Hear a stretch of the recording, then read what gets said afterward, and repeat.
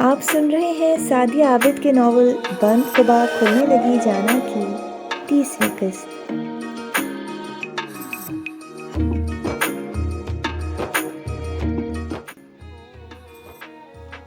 مامی نے تمہیں کتنی مشکل سے اجازت دی ہے حنین، اور ہمیں آئے 1 گھنٹہ ہونے والا ہے۔ تمہیں جو لینا ہے اب بس لے لو۔ مائدہ خوف سے بولی تھی کہ وہ اس کی خاطر اس کے ساتھ شاپنگ مال آ تو گئی تھی، مگر اب پچھتا رہی تھی کہ وہ اسے 1 گھنٹے سے خوار کروا رہی تھی۔ اب پسند نہیں آ رہا کچھ تو کیا کروں؟ وہ خود جھنجھلا کر بولی تھی کہ وہ گزشتہ ہفتے سے بیڈ ریسٹ پر تھی، یونیورسٹی بھی نہیں جا رہی تھی۔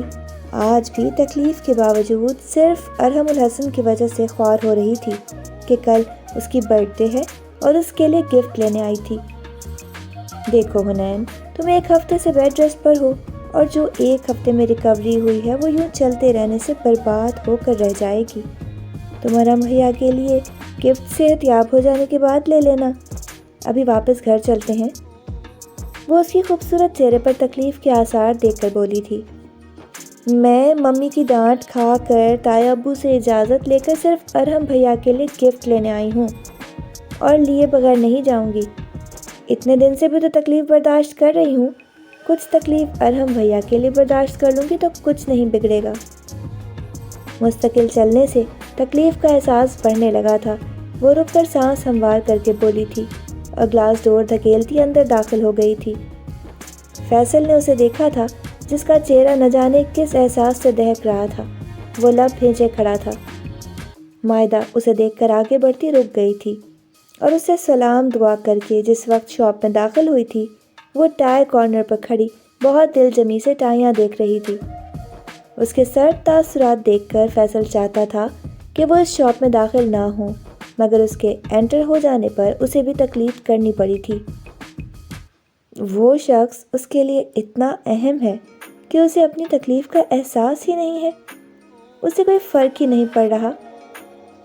وہ اسے تھوڑے فاصلے پر اسی کاؤنٹر پر ٹھہرا گردن موڑے اسے دیکھتا سوچ رہا تھا، جو ایک کے بعد ایک خوبصورت اور مہنگی ٹائی ریجیکٹ کرتی جا رہی تھی کہ اس نے شیلف پر رکھا اپنا ہاتھ کمر پر رکھا تھا اور لب پک ہونا دانتوں تلے دبایا تھا۔ لمحے بھر کو اس کا چہرہ تاریک ہوا تھا اور وہ دوسرے ہاتھ کے اشارے سے ایک ٹائی دکھانے کو کہنے لگی تھی۔ کچھ دیر قبل اسی ٹائی پر ماہ کنعان کی نگاہ بھی ٹھہری تھی، اور اب وہ چمکتی آنکھوں سے اسی ٹائی کو دیکھتی نکالنے کو کہہ رہی تھی۔ Please show me that tie. وہ چند قدم بڑھا کر بالکل اس کے ساتھ کھڑی ہو گئی تھی۔ شاپ کیپر نے ٹائی نکال کر اس کی طرف بڑھائی تھی۔ اس نے ہاتھ بڑھایا تھا۔ وہ تھامتی کہ ماہ کنعان نے اچک لی تھی اور گہری سنجیدگی سے شاپ کیپر سے بولا تھا، پلیز اسے پیک کر دیں۔ نیوی بلو سلک کی ٹائی جس پر بلیک ڈاٹس تھے، بلا شبہ وہ شاپ کی قیمتی ٹائیوں میں سے تھی۔ اس نے اپنا ہاتھ سرحد سے پیچھے کر کے گردن موڑ کر دیکھا تھا، اور اسے دیکھ کر ہمیشہ کا ناگوار تاثر آنکھوں اور چہرے پر بکھر گیا تھا، اور وہ لاشعوری طور پر چند قدم پیچھے ہو گئی تھی۔ کچھ آیا پسند؟ خاموش کھڑی مائدہ نے اس سے پوچھا تھا، اور اس نے ماہ کنعان کے ہاتھ میں موجود ٹائی کی طرف اشارہ ہی نہیں کیا تھا، بولی بھی تھی، وہ ٹائی پسند آئی تھی، میں نے ہی نکلوائی تھی اپیا، جسے وہ پیک کرنے کو کہہ رہے ہیں۔ اس کا منہ بند چکا تھا۔ فیصل حیرانگی اور خاموشی سے دونوں کو ہی دیکھ رہا تھا۔ تو تم دوسری پسند کر لو۔ اس نے سادہ سا حل پیش کیا تھا جو اسے پسند نہیں آیا تھا۔ میں کیوں دوسری پسند کروں جبکہ میں پسند کر چکی ہوں؟ وہ کہہ کر شاپ کیپر سے ویسی ہی دوسری ٹائی نکالنے کو کہنے لگی تھی۔ وہ مائدہ کے پیچھے سے نکلتی دوسری طرف کھڑی ہو گئی تھی۔ Sorry ma'am, it's only 1 piece, salesman شائستگی سے کہہ گیا تھا۔ دیکھیے میم، میں مانتا ہوں یہ آپ نے ہی نکلوائی تھی، مگر جب سر نے پیمنٹ کی تو میں سمجھا آپ ان کے ساتھ ہیں۔ وہ بحث کر رہی تھی، تب ہی وہ بے چارگی سے بولا تھا، میں اور ان کے ساتھ؟ واٹ ربش! اب مجھے یہ ٹائی دیں، میں پیمنٹ کر دیتی ہوں۔ ناگواری و قدرے غصے سے بولی تھی کہ مائدہ نے اس کے شانے پر ہاتھ رکھا تھا اور تنبیہ کرتی آنکھوں سے دیکھا تھا، اور اس نے اب کی آواز دھیمی کر کے ہینڈ بیگ سے پیسے نکال کر کاؤنٹر پر رکھ دیے تھے۔ سوری میم، بٹ یہ ٹائی سیل ہو چکی ہے، آپ کوئی دوسری دیکھ لیں۔ اس نے ماہ کنعان کے ہاتھ سے ٹائی لی تھی۔ اس کا ارادہ پیک کرنے کا تھا، مگر اس نے ہاتھ بڑھا کر وہ کھینچ لی۔ یہ میں نے نکلوائی تھی، اس لیے یہ میری ہے، پیمنٹ دی ہے میں یہی ٹائی لوں گی۔ وہ نخوت سے بول رہی تھی۔ شاپ کیپر برا پھنسا تھا کہ کاؤنٹر پر دونوں ہی پیسے رکھ چکے تھے اور اس کے کہنے پر بھی دونوں میں سے کوئی ایک بھی دوسرے کو وہ دینے کو تیار نہیں تھا۔ مائدہ اسے سمجھا رہی تھی مگر وہ سمجھنے کو تیار نہ تھی۔ اس کے برعکس اس کے سرد خطرناک تیور دیکھ کر وہ خاموش ہی کھڑا تھا۔ اس کی ضد اور الجھنا فیصل کی سمجھ سے باہر تھا کہ وہ اس کی پسند سے واقف تھا کہ وہ ڈاٹس والی ٹائی یوز ہی نہیں کرتا تھا، سیلف لائننگ یا پلین ٹائز کو ہی پریفر کرتا تھا۔ تو وہ اس وقت آنکھوں میں غصہ آئے کیوں ضد کر رہا تھا؟ اس نے ٹائی کو تہ لگا کر بیگ میں ڈالنا چاہا تھا کہ اس نے چند قدموں کی دوری کو ختم کیا تھا اور اس کے عین سامنے ٹھہر گیا تھا جو 2 قدم پیچھے ہوتے ہی شیلف سے جا لگی تھی۔ مس حنین عالم، یہ ٹائی میں نے پسند کی اور اس کی پیمنٹ بھی کر دی ہے اور میں اپنی پسند و حق چھوڑا نہیں کرتا۔ اس کا لہجہ انتہائی سرد تھا، آنکھیں لہو سمیٹ لائی تھی اور اس کی تو بولتی ہی بند ہو چکی تھی۔ اپیا یہ جھوٹ بول رہے ہیں، یہ ٹائی میں نے پسند کر کے شیلف سے نکلوائی تھی، زبردستی پیسے تھما کر اس پر اپنا حق جتانے لگے، جبکہ یہ ٹائی میں نے کتنی دیر کی خواری کے بعد ارحم بھیا کے لیے پسند کی تھی۔ مجھے ارحم بھیا کے لیے بس یہی ٹائی چاہیے۔ وہ سامنے سے ہٹا تھا، اس کے آنسو گرے تھے اور مائدہ کے اس تک آتے ہی وہ روتے ہوئے بولنے لگی تھی اور وہ پلٹ کر اسے دیکھنے لگا تھا جس کی ساحرانہ بھیگی پلکیں حسرت سے اس ٹائی پر جمی تھیں۔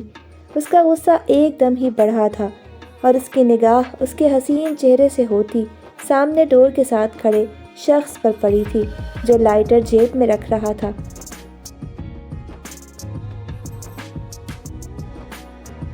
آپ سن رہے ہیں سعدیہ عابد کے قلم سے لکھا ناول بند قبا کھلنے لگی جانا۔ چینل کو ابھی تک سبسکرائب نہیں کیا تو ابھی سبسکرائب کریں اور بیل نوٹیفیکیشن کو آن کر لیں تاکہ ہر نئی آنے والی قسط کا نوٹیفیکیشن آپ کو بر وقت مل سکے۔ شکریہ۔ اس کے قدم لاشعوری طور پر اس شخص کی طرف بڑھے اور اس سے لائٹر طلب کیا۔ واپس مڑ کر اس تک آیا جو ایک ٹائی نہ ملنے پر اپنے قیمتی آنسو بہا رہی تھی۔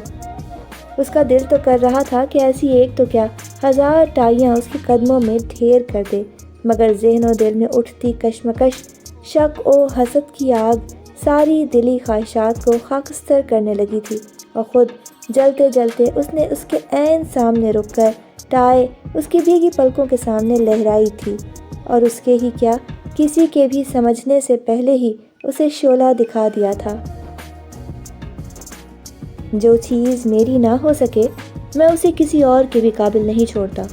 آپ ٹائی تو نہ لے سکیں، اس کی راکھ اپنے ارحم بھیا کے لیے لے سکتی ہیں کہ میں کچرا جمع نہیں کیا کرتا، مجھے صرف خوبصورت چیزیں ہی پسند ہیں۔ وہ اس کی آنکھوں میں بغور جھانکتا کہہ رہا تھا کہ حیرانگی نے دوسرا تاثر ہی اسے بھلا دیا تھا اور وہ اتنی ششدر اور صدمے کسی کیفیت میں تھی کہ اس کے کہے پر اس کا سختہ ٹوٹا تھا اور تڑاخ کی آواز خاموشی میں گونجی تھی۔ وہ جو جلتی ہوئی ٹائی کو جوتوں تلے مسل رہا تھا، اس کی حرکت پر وہی نہیں فیصل اور مائدہ بھی ساکت رہ گئے تھے۔ مائدہ نے بے اختیار منہ پر ہاتھ رکھا تھا اور فیصل اس کی حرکت پر انگشت بدندہ تھا، اور وہ خود بھی تو حیران سی کھڑی تھی کہ اتنے دنوں کی فرسٹریشن جو ظاہر ہوگی کہ کب سوچا تھا، اور وہ جس پر وہ دسیوں لوگوں کے سامنے ہاتھ اٹھا چکی تھی، اتنی تذلیل پر انگارہ ہی تو بن گیا تھا۔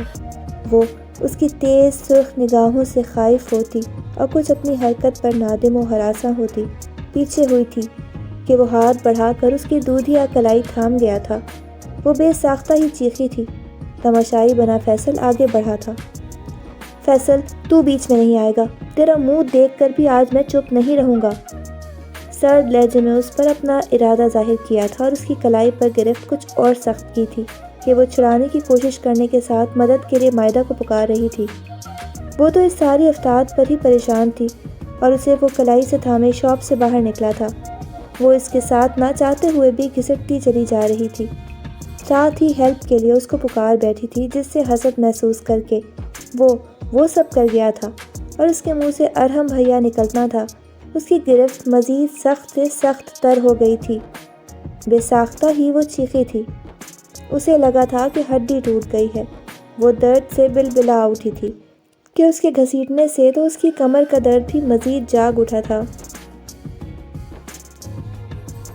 آپ سن رہے تھے سعدیہ عابد کے ناول بند قبا کھلنے لگی جانا کی 30ویں قسط۔ اگلی قسط کے ساتھ انشاءاللہ بہت جلد حاضر ہوں گے۔